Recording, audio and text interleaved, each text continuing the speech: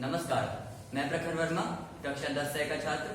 आज आप सभी को राम लक्ष्मण परशुराम संवाद पढ़ाने जा रहा हूँ। राम लक्ष्मण परशुराम संवाद तुलसीदास जी ने लिखा है। तुलसीदास जी एक महान कवि थे और राम जी के एक बहुत बड़े भक्त थे।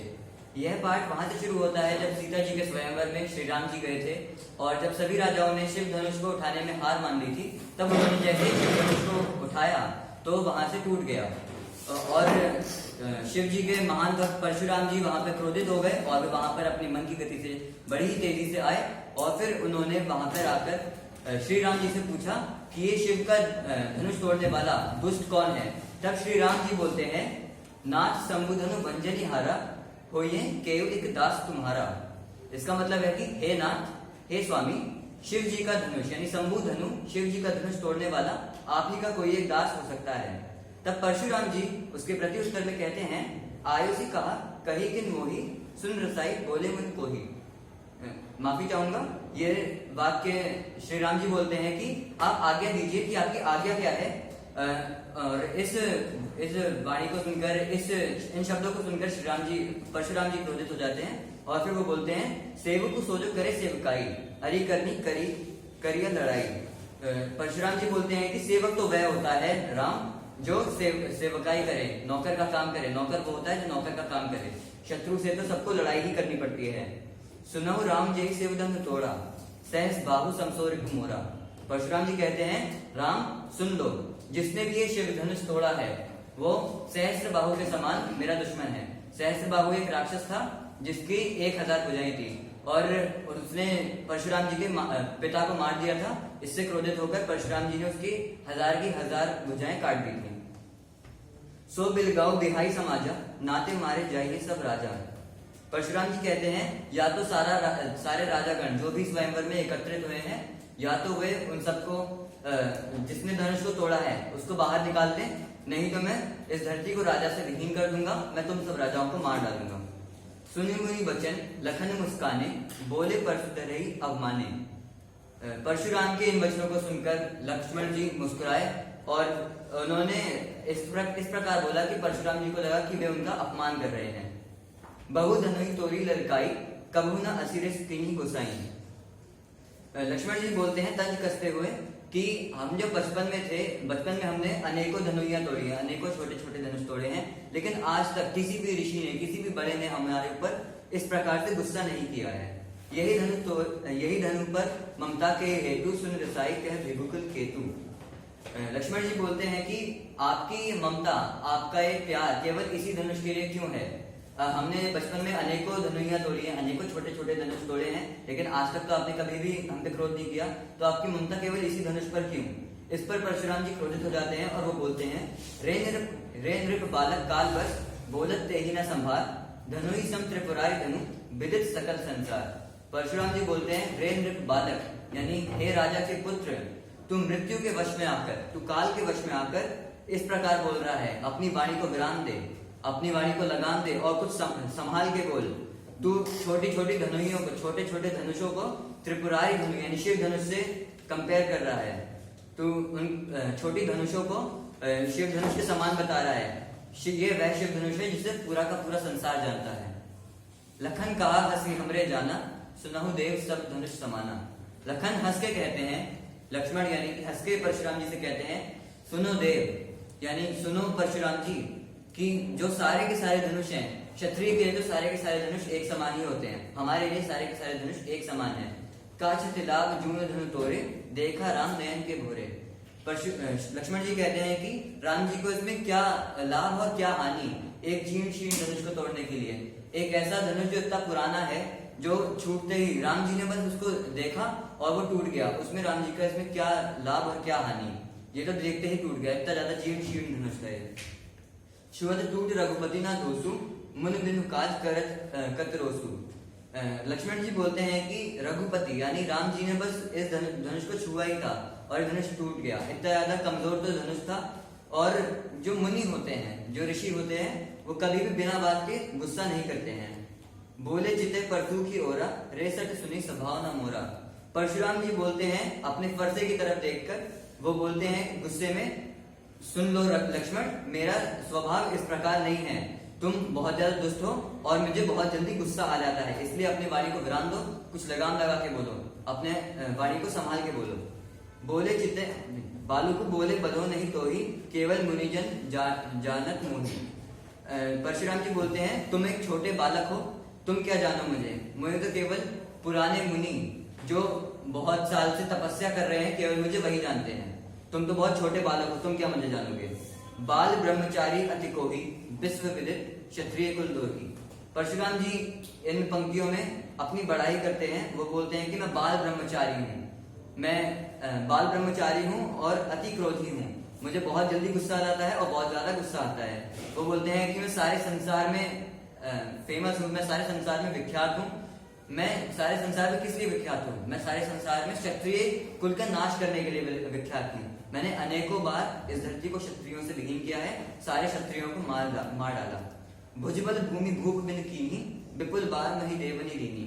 परशुराम जी बोलते हैं कि मैंने अपनी इन्हीं भुजाओं के बल से इस धरती को भूप के बिना यानी राजाओं के बिना कर दिया है, और जितनी बार भी मैंने इस धरती को राजाओं के बिना किया है, उतनी ही बार मैंने इस धरती को ब्राह्मणों को दान में दे दिया है। सहज बाहुभुज छेदनि हारा परसु विलोक महीप कुमारा।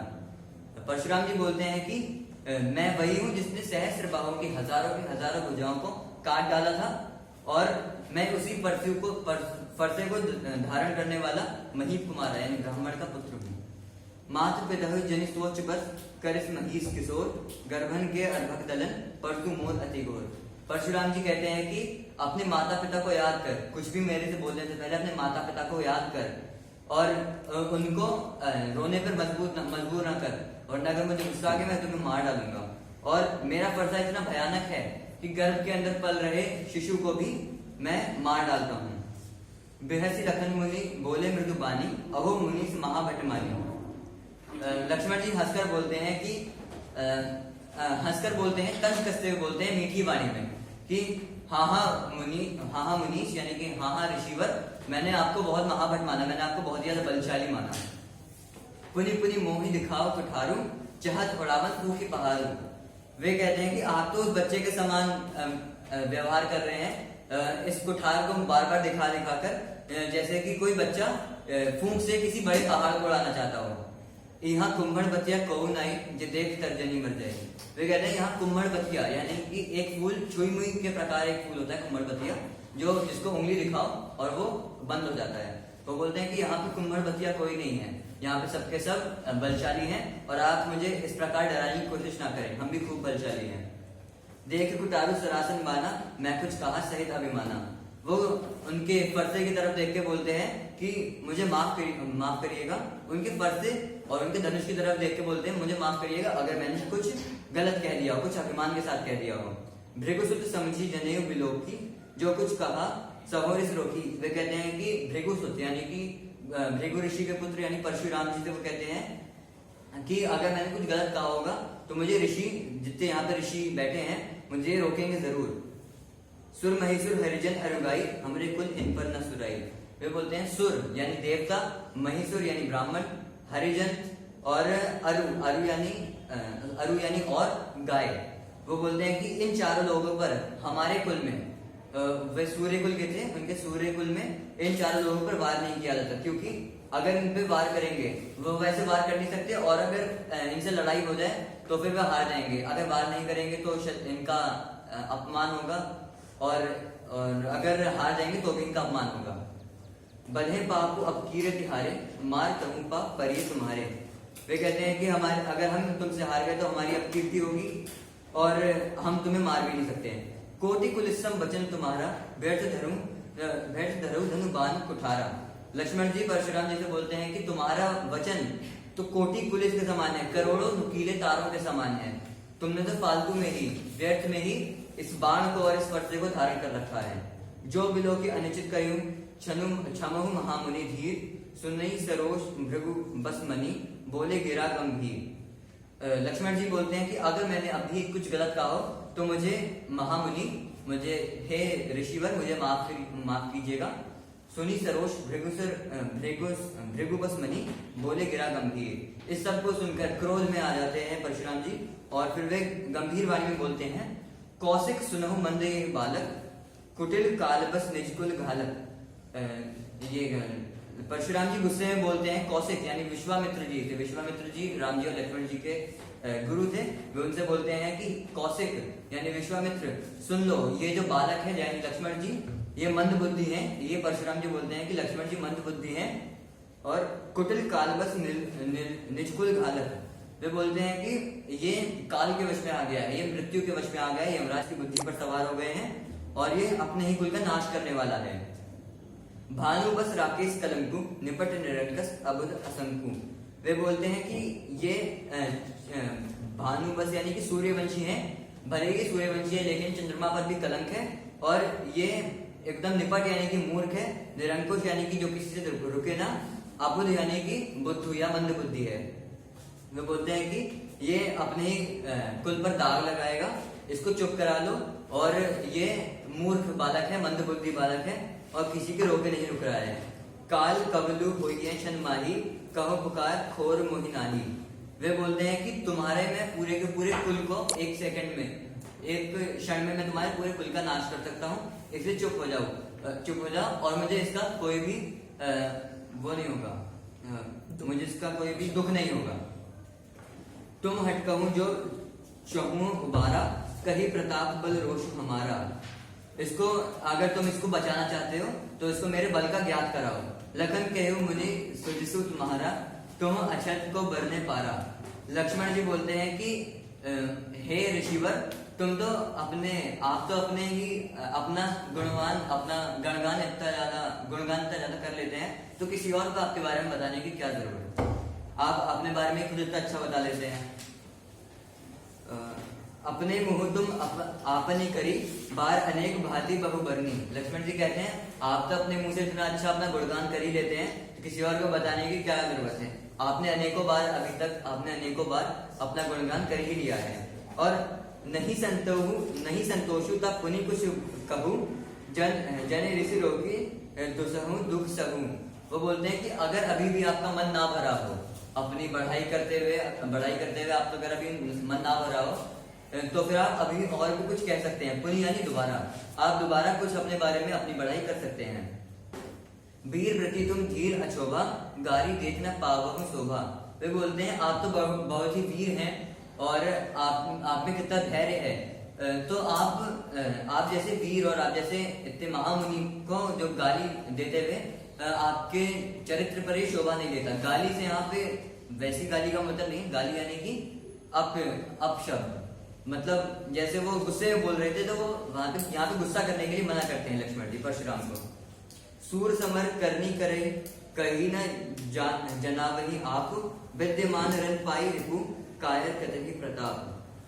वे कहते हैं कि जो सूर होता है यानी कि जो वीर होता है वो तो अपनी बड़ाई वो कभी नहीं करेगा। जो वीर है वो अपनी बड़ाई कभी नहीं करेगा, वो अपनी बड़ाई तो वो करते हैं जिनके अंदर कोई बल नहीं होता। तुम तो कालू हाँक जन लावा, बार बार मुहि लाग बुलावा।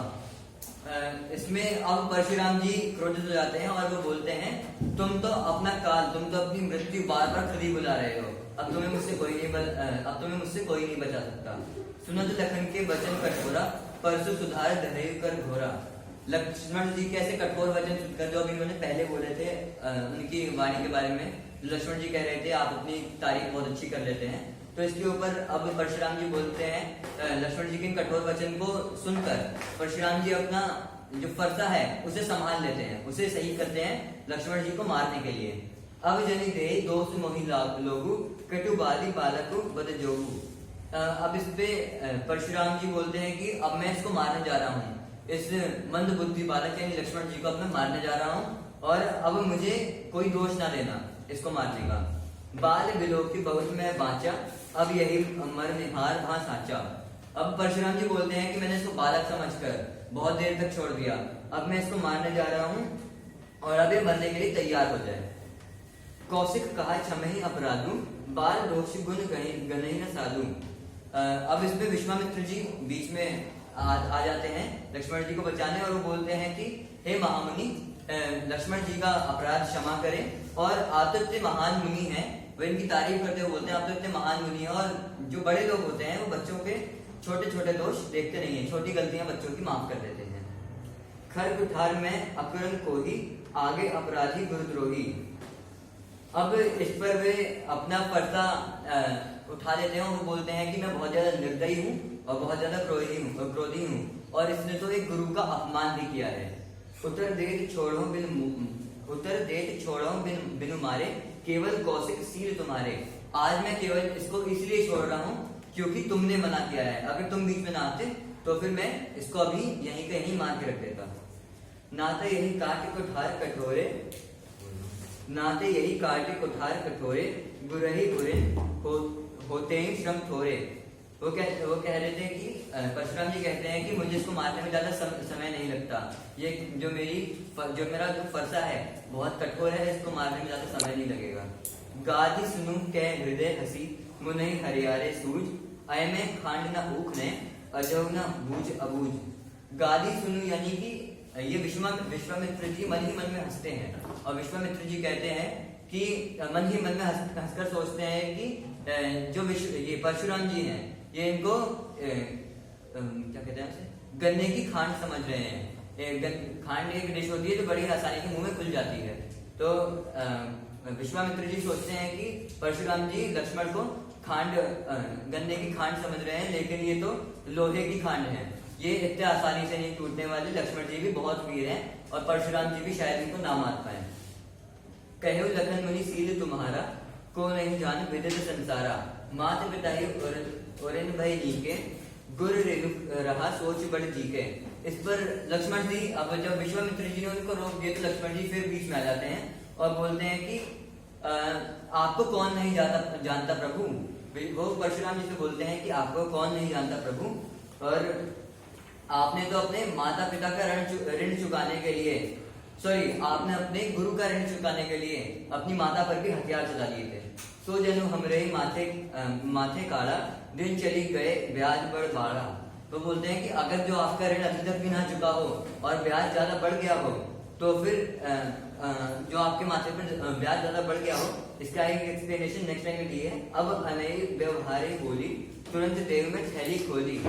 लक्ष्मण जी बोलते हैं अगर आपका ब्याज, जो आपके ऋण का जो ब्याज है, गुरु के जो ऋण का ब्याज है, अगर वो बहुत ज्यादा बढ़ गया है तो मैं इसको अभी चुका लेता हूँ। कहे तो मैं अभी अपनी थैली खोलूं और अभी आपका सारा ब्याज 1 सेकंड में चुका दूं। भृगुवर परसु देख बहु मोही, विप्र बिचारी बचो नृप दोही। अब परशुराम जी बोलते हैं कि अपने परसे की तरफ देखकर बोलते हैं कि अब ये बालक नहीं बचेगा, अब लक्ष्मण जी नहीं बचेंगे, अब तो मैं इसको मार ही दूंगा। मिलना कबो सुभटरन गाड़े, द्विज देवता घरे के बाड़े। अनुचित कहा सब लोग पुकारे, रघुपति से नहीं लखन नवारे। और फिर इस पे जब परशुराम जी बोलते हैं कि अब ये बालक नहीं बचेगा, तब लक्ष्मण जी बोलते हैं कि आपको कभी कोई अच्छा योद्धा मिला ही नहीं है, आपने जिनको भी मारा है वे शक्तिहीन थे और आपने उनको आसानी से मार दिया। आपको आज कभी अच्छा योद्धा मिला ही नहीं है। आज कभी मेरे साथ युद्ध करें तब आपको पता लगेगा अच्छा योद्धा किस प्रकार लड़ता है। इस पर सारे जो सभा के जो लोग थे, जो सारे राजागण वहां बैठे थे स्वयंवर के लिए, वे लोग बोलते हैं कि लक्ष्मण जी से बोलते हैं तुमने अनुचित कहा है, माफी मांगो इसकी। अब इस पर जो राम जी थे, राम जी को भी लगा कि लक्ष्मण जी ने अनुचित कहा है, तब राम जी बीच में आ जाते हैं। लखन उतर आभूति सरेस, भृगुवर कोप किसान, बढ़त देखी जल सम वचन, बोले रघुकुल भान। इस पर तुलसीदास जी लिखते हैं कि लक्ष्मण जी के जो वचन थे वे भृगुवर कोप यानी परशुराम जी के गुस्से के लिए, वो परशुराम जी के गुस्से के लिए घी का काम करते थे, वो परशुराम जी के गुस्से की अग्नि में घी का काम करते थे। परंतु राम जी के वचन जल के समान थे और राम जी के वचन ने परशुराम जी की क्रोधाग्नि को तुरंत शांत कर दिया। धन्यवाद।